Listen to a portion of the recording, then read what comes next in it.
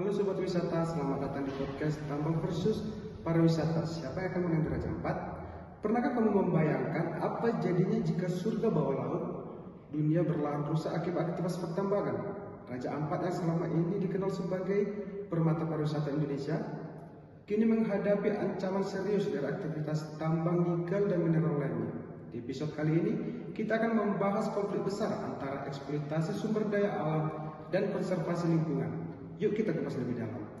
Pada kesempatan kali ini, ada berbagai narasumber berbeda yang akan mengupas tuntas mengenai isu pertambangan yang terjadi di kawasan pariwisata Raja Ampat. Sebelum membahas lebih lanjut, mari kita kenali dulu keistimewaan Raja Ampat dan bagaimana aktivitas tambang mulai hadir di sana.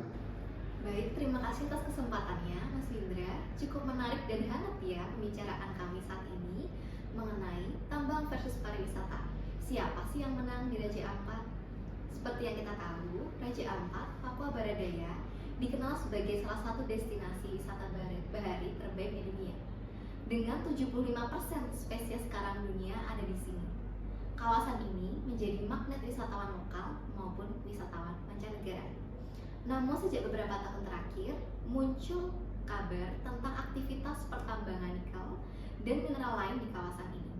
Pemerintah daerah memberikan izin konsesi tambang di beberapa titik.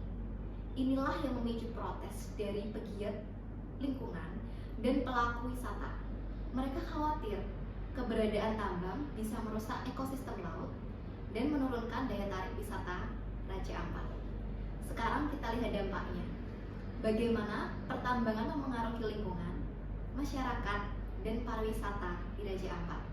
Bagaimana permasalahan ini menurut Mbak Hafsa? Baik, terima kasih Mbak Mai atas kesempatan yang diberikan. Jadi memang dengan adanya kegiatan pertambangan yang dilakukan di kawasan Raja Ampat ini, tentunya lebih banyak menimbulkan dampak negatifnya daripada dampak positifnya. Misal, dampak lingkungan. Tambang bisa menyebabkan kerusakan hutan mangrove, sedimentasi laut, dan pencemaran air. Padahal Raja Ampat dikenal dengan ekosistem lautnya yang rapuh dan sensitif. Sekali rusak butuh puluhan bahkan ratusan tahun untuk memulihkannya. Kemudian dampak ekonomi dan sosial. Penduduk lokal yang selama ini hidup dari pariwisata dan perikanan terancam kehilangan mata pencahariannya. Kemudian dampak terhadap pariwisata. Aktivitas pertambangan dapat menurunkan citra Raja Ampat sebagai destinasi ekowisata kelas dunia. Jika wisatawan menurun, maka potensi pemasukan daerah dari sektor pariwisata juga ikut merosot. Kurang lebih itulah dampak-dampak yang muncul dari kegiatan pertambangan yang dilakukan di Raja Ampat. Namun, selain dampak negatif, tentunya ada peluang-peluang yang bisa dimanfaatkan. Mbak Nila mungkin bisa membantu pembahasan mengenai tantangan sekaligus peluangnya. Baik Mbak Elsa, terima kasih atas kesempatannya. Kalau kita bicara tantangan, aktivitas pertambangan di Raja Ampat berpotensi merusak ekosistem. Selain itu ada juga konflik kepentingan antara kebutuhan ekonomi dan kelestarian lingkungan. Nah, itu merupakan beberapa poin tantangan yang penting untuk kita perhatikan bersama. Namun di balik itu ada peluang besar. Raja Ampat bisa dikembangkan melalui pariwisata berbasis konservasi yang ramah lingkungan dan melibatkan masyarakat lokal. Jika dikelola dengan baik, pariwisata bisa menjadi sumber ekonomi berkelanjutan sekaligus menjaga keindahan alamnya. Menurut saya itu beberapa poin penting yang harus kita garis bawahi bersama. Nah, kalau menurut Mbak Apri nih, apa langkah-langkah strategi yang bisa dilakukan untuk menjaga Raja Ampat tetap lestari? Baik Mbak Nila, jadi untuk langkah-langkah dan strategi yang dapat diterapkan untuk menjaga Raja Ampat tetap lestari, dari segi pemerintah mungkin dapat meninjau ulang izin tambang di kawasan konservasi dan memperkuat regulasi perlindungan lingkungan. Nah, dari segi pelaku wisata dapat mendorong promosi pariwisata berkelanjutan dan mengembangkan program wisata berbasis komunitas.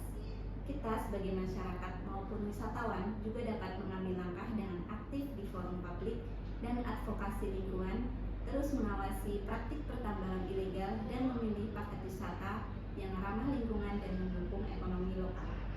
Jadi mungkin itu Mas Windra langkah-langkah yang dapat dilakukan dari berbagai pihak. Sobat wisata, Raja Ampat bukan sekedar destinasi wisata, ia adalah warisan dunia. Kita punya tanggung jawab bersama untuk menjaganya. Aktivitas pertambangan mungkin membawa keuntungan jangka pendek, tapi kerusakan lingkungan akan kita warisi selamanya. Jadi, Mari kita dukung pariwisata berkelanjutan dan juga Raja Ampat sebagai surga bawah laut untuk generasi mendatang. Sampai jumpa di episode berikutnya.